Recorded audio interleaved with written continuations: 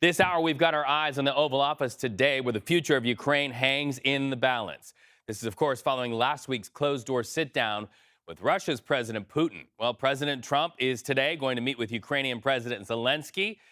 Zelensky does not go into this meeting alone. Look at this. You can see all of the faces and all of the names. UK Prime Minister Keir Starmer, NATO Secretary General Mark Rutte, along with other key European leaders, to his left and to his right, for that first Oval Office meeting between Zelensky and Trump since, and you remember this, that February blow-up between Trump and the Ukrainian president. We all know how that ended, the president telling Mr. Zelensky, you don't have the cards. Well, fast forward to today, what's going to happen? Well, Mr. Trump has already laid out some pretty big terms for today's talks. First, no NATO membership for Ukraine. And second, a message Ukraine will not get Crimea back. You'll remember Russia took Crimea in 2014, and President Trump is expected to say Russia will keep it. Here's Secretary of State Marco Rubio on Face the Nation Sunday saying there is a price for peace. Take a listen.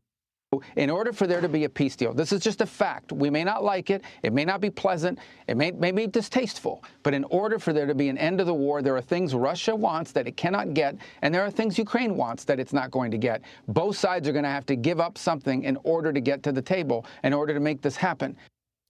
So the bombs keep flying. Overnight, you see that flash there in the sky. Ukraine's Kharkiv, that is what you're looking at there, and that is from a Russian drone strike.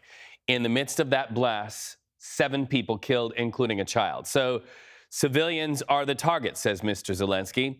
In another region, a separate Russian missile attack killed at least 3. You see the damage there. It injured at least 20 more people who were on the inside of that building.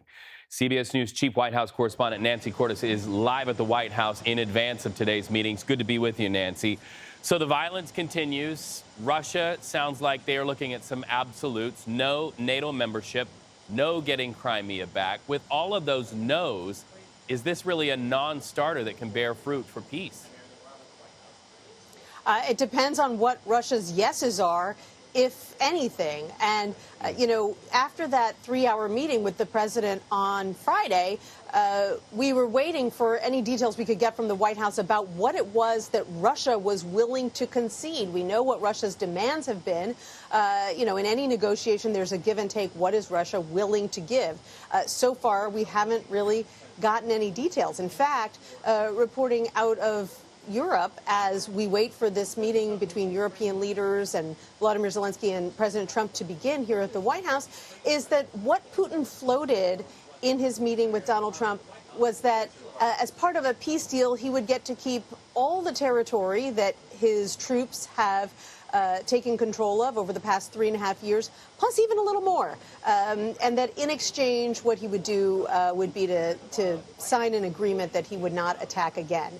This is a suggestion that is unlikely to be palatable to Zelensky or to the European leaders who are gathering here. But President Trump said in an interview this weekend, Reed, Zelensky should take the deal. He is not as strong as Putin, and that his best approach would be to just accept it. Which is why I remember what the president said, you don't have the cards, and it's very clear this morning that perhaps the president still sees this as a card game. On the question of NATO membership, something that White House envoy Steve Witkoff said over the weekend is pretty interesting to me. No membership, but NATO-like security guarantees. What does that mean in practical application? Because it sounds like you can't join NATO, but you can't have some protections that normally would come with membership. Right. And Zelensky has been saying for a long time that he would need Article 5 style guarantees. What that means, Article 5 of NATO says an attack on one is an attack on all. So if any NATO country were to be attacked, all the others would come to its defense. So Zelensky seems to be acknowledging that it is going to be a tough hill to climb to get NATO membership at this point in time, but that at the very least he needs an Article 5 type assurance that European countries, perhaps the U.S. as well, would come to his aid with troops, with weaponry, if Ukraine were to be attacked by Russia again. Because, of course, the big concern, Reed, is that what Putin's doing here is taking what he can get now, let's say it's roughly 20% of Ukrainian territory, and then he'll just come back again a few years later after he has built up his military weaponry and trained more troops and try to get more of Ukraine. And that is the biggest concern that Volodymyr Zelensky has. And so it is a comfort to the Ukrainians to hear Witkoff and even President Trump saying they might be able to provide those security assurances, but that doesn't solve the central question of what happens to the territory that the Russian troops currently control. Well, I like how you frame that, a tough hill to climb. So let's sort of use that model for my next question. As we look at two options, a peace agreement, just a full-hearted peace agreement, or a ceasefire, is Right. the tallest hill that peace agreement, and is a ceasefire seen as maybe a first step in that hill?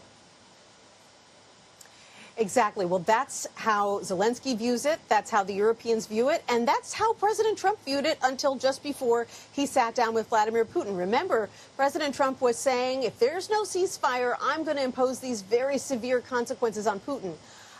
But then he came out of that 3-hour meeting with President Putin saying something very different, that you don't really need a ceasefire after all. Why not go directly to a peace agreement? The reason that that is something that Zelensky and European leaders have been so uncomfortable with is because, as you pointed out, Reed, Putin continues to attack civilian targets. He continues to attack military targets, energy, and the like. And so the concern for Zelensky and his European backers is we need guarantees that Putin is serious about stopping the killing first before we start talking about potentially carving up Ukraine and giving him territory. We're not going to agree to give him territory while he is still killing Ukrainian civilians. And so, it was definitely a surprise that President Trump did such an about face on that very important topic. And that's where Putin has been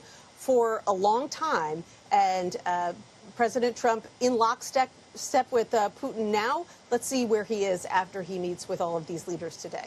Nancy Cordes, CBS News chief, White House correspondent. Great to talk to you. Thank you so much for getting us started on a Monday. Good to talk to you too, So let's Reed. talk to somebody who represents the people of Ukraine, Inna Sovsun. She's a member of Ukraine's parliament. Good to talk to you again. So my question for you is, no NATO, no getting Crimea back. How will the people that you represent react to that headline, if that's indeed what comes of today's meeting? Well, very much depends upon other conditions that will be part of that deal. Security guarantees is a crucial element in that discussion. Ukrainians need to understand that those security guarantees are going to be real and then they're going to work. Ukrainians did have a very bad experience of promises of security guarantees when we gave up our nuclear weapons arsenal, and we were promised that if we give up our nuclear weapons, we will get security guarantees from the West. US, UK, and Russia were the countries that promised us that security. And then when the need came, we saw that Ukraine was left alone for the first couple of months of the big war without major support from the West. That is why the issue of security guarantees is very sensitive to the Ukrainian people, and they do have a bad experience of empty promises that have not been fulfilled. So the question is, will we really hear some guarantees that will be enough for us to believe that this is going to be for real this time? I think that's going to be the major issue. The second question about the territories, for majority of Ukrainians, freezing the conflict line according to the current lines of the battles is probably acceptable solution. But security guarantees issue is the main one. Well, and we have been looking on our screen at that last Oval Office meeting between Mr. Trump and Mr. Zelensky. And I remember so clearly Mr. Zelensky expressing that we just don't trust Russia. We've made agreements with them before. They go back on the agreements. So could the security guarantees by NATO help in that trust deficit that the people you represent feel severely? Well, definitely Ukrainians will not trust anything coming out of Putin's mouth. That's a given. The only people that we are negotiating with are our friends on the West, the Americans, the Europeans, the UK. Those are the countries that we are expecting to have security guarantees from, because otherwise just trusting Putin's words, that's not going to do it. You can imagine we have been under severe attack by him for 11 years now. So nothing that comes out of his mouth is going to be trusted in Ukraine. So the issue is really can we get guarantees from Trump, from the US administration, and also from our European partners. And what we're hearing as of right now is that Europeans are saying that they're ready to engage in the peacekeeping mission on the ground. And that can be one of the solutions for that if there is real involvement on the ground of the European peacekeeping forces. That's going to be more real than just promises of support in case of potential restart of the war again. So if the people of Ukraine have a stomach for saying, okay, Crimea, Russia can just go ahead and keep Crimea in order to have a ceasefire, in order to have a peace deal, is there any sense, though, that Russia will stop there? Because I've heard from a lot of people from Ukraine who say this is by inches and it's the long game for Mr. Putin.